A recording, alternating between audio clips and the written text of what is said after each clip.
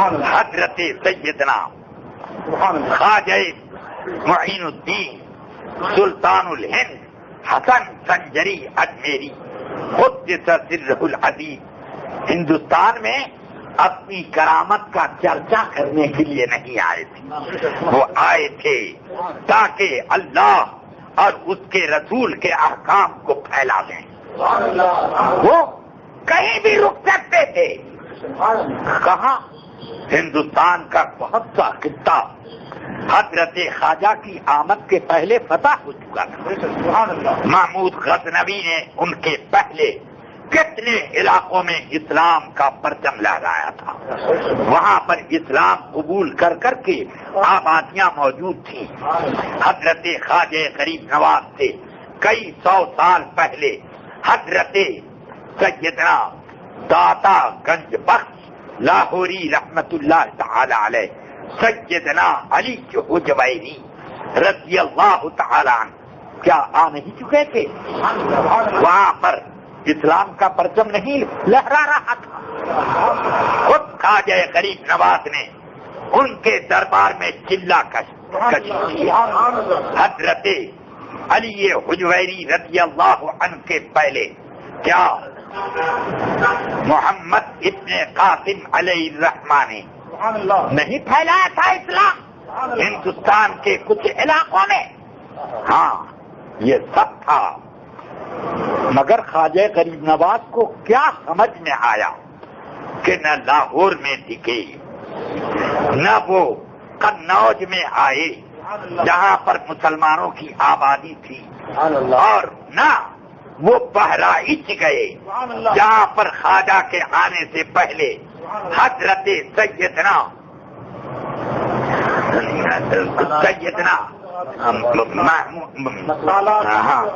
سید سالار مسعود غازی رحمت اللہ تعالی علیہ اسلام کا پرچم لہرا چکے تھے، وہاں آ کر دکھ جاتے، مگر نہیں، وہ آئے تو ایسی جگہ رکے جہاں پر اسلام کا نام بھی جاننے والا کوئی نہ تھا، ہر طرف اسلام کے دشمنوں کی فضا بنی ہوئی تھی۔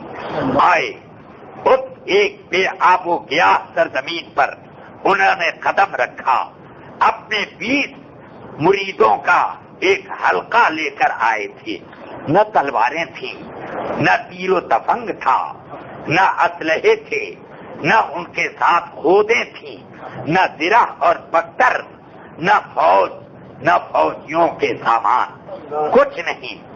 اب یہ اپنے صرف اپنے بوریے لے کر چلے آئے اور آ کر ایک جگہ خالی بائی بیٹھ گئے۔ شام کا وقت ہوا، اب راجا کے جو اونٹ چرنے گئے تھے واپس آئے، جب اونٹ تو چرانے والے نے کہا، اے فقیر لوگو یہاں سے ہٹو، یہاں تو راجا کے اونٹ بیٹھتے ہیں، آپ لوگ یہاں پر کیسے قابض ہو گئے؟ چلیے چلیے ہٹیے۔ خواجہ غریب نواز رضی اللہ تعالیٰ عنہ اپنے ساتھیوں سے کہتے ہیں، چلو بھائی چلو، یہاں پر راجا کے اونٹ بیٹھتے ہیں، وہی بیٹھیں گے، وہی بیٹھیں گے۔ اب یہ کہہ دیا، چلے گئے۔ اب صبح جب چرانے کے لیے پھر چرواہے لوگ آئے، ڈنڈا مار مار کے اٹھا رہے ہیں، مگر جو اونٹ بیٹھ گئے تو بیٹھ گئے۔ حضرت داس جہاں بیٹھ گئے، سینکڑوں ڈنڈے پڑے، اٹھ نہ سکے، ہینٹ گئے، اب اٹھنا ہی نہیں چاہتے۔ اب اس نے کہا کیا ہو گیا، یہ اٹھتے نہیں؟ ہاں، وہ فقیروں کے سردار بول گئے تھے کہ راجا کے اونٹ بیٹھیں گے تو وہی بیٹھیں گے، اب کوئی ان کو اٹھا نہیں سکتا۔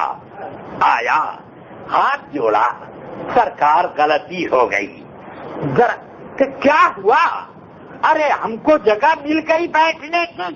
کہ نہیں، آپ نے اونٹوں کو بیٹھا دیا تو بیٹھ ہی گئے ہیں، اب اٹھنے کا نام نہیں لیتے۔ فرمایا جاؤ، سب اونٹ تمہیں اب سب اونٹ اٹھ گئے، جاؤ دیکھو لے جاؤ ان کو۔ اب دیکھا تو سارے اونٹ کھڑے موجود ہیں۔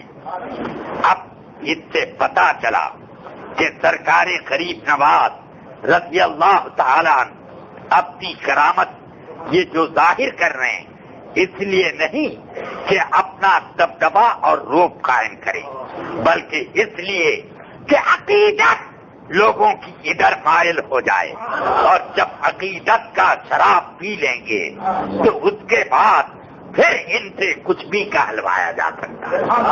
راجا نے دیکھا کہ یہ لوگ آنا ساگر میں سے پانی پیتے ہیں تو کہہ دیا کہ اس ساگر سے تم پانی نہیں پی سکتے، تو فرمایا اچھا ایک پیالہ تو لے لینے دو۔ کہ اچھا لے لو۔ اپنے خادم سے کہا جاؤ آنا ساگر سے کہو کہ اس پیالے میں آ جائے۔ خواجہ نے کہا ہے سارا پانی ایک کوزے کے اندر سمٹ کے آ گیا۔ اب لوگ جاتے ہیں تو دیکھتے ہیں کہ وہاں پانی کی ایک بوند نہیں۔ کیا ہوا؟ خواجہ سے اب تو پریشان ہو گئے لوگ، اور حضرت خواجہ نے سے جب گزارش کی گئی تو پھر آپ نے پانی کا انتظام کر دیا، پھر اڈیل دیا، سارا بھر گیا انا ساگر۔ حضرت خواجہ کی یہ کرامتیں دیکھ کر راجا کا مزاج بگڑ گیا۔ اس نے بھی فرعون کی طرح چاہا کہ اپنے جادوگر سے ان کا مقابلہ کرائیں، مگر جب جادوگر سے مقابلے کی ٹھہری تو اب جوگی جے پال مقابلے پر آیا۔ کہا کہ آپ اپنا والا دکھائیں، کہ میں کہا نہیں تم دکھاؤ، کیونکہ حضرت موسیٰ علیہ السلام سے اب تک یہی سنت چلی آ رہی ہے کہ جب مقابلہ ٹھنے تو باطل کو پہلے موقع دیا جائے اور بعد میں حق والے اپنا کچھ دکھاتے ہیں۔ تو اس نے کہا اب دیکھیے میں کیسا غائب ہوتا ہوں۔ ایک جست لگائی، اڑنے لگا، فضا میں جادو سے اڑتے اڑتے نظر سے غائب ہو گیا۔ اب راجا نے کہا ایسا تم بھی کر کے دکھا سکتے ہو؟ فرمایا کیا ضرورت ہے یہ سب دکھانے کی؟ اچھا فرمایا اپنی جو کھڑاؤں یا چپل پڑی تھی، فرمایا تم یہاں پر کیا دیکھتی ہو؟ جاؤ تم اس کی خبر لو۔ اب وہ کھڑاؤیں اڑی، اور اب یہ تو دربار چشت تھا، اب جا کر سر پہ جو ڈھول بجانا شروع کیا تو اب عجیب حال ہو گیا۔ وہاں سے چیختا چلاتا آ کر حضرت